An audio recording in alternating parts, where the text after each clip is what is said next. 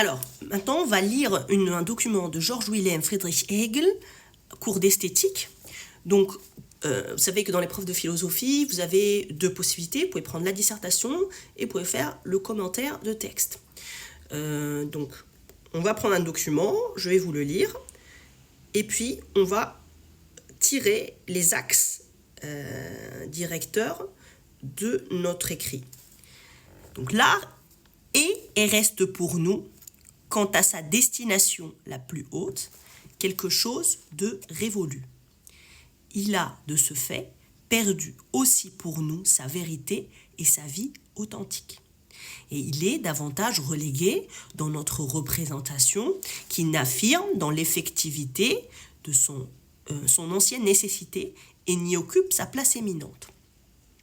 Ce que les œuvres d'art suscitent à présent en nous, outre le plaisir immédiat et l'exercice de notre jugement, nous soumettons à l'examen de notre pensée le contenu de l'œuvre d'art et ses moyens d'exposition, en évaluant leur mutuelle adéquation ou inadéquation.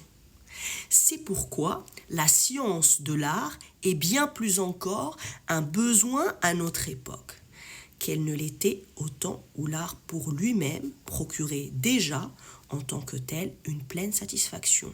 L'art nous invite à présent à l'examiner par la pensée, et ce non pas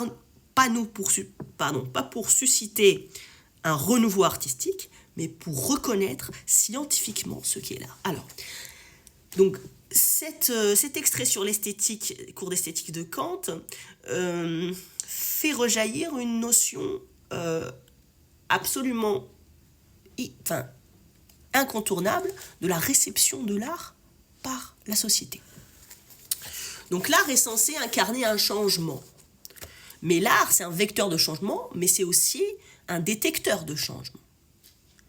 Selon si les gens adhèrent à un mouvement artistique ou pas, ça va traduire un état de fait de l'avancement de la société.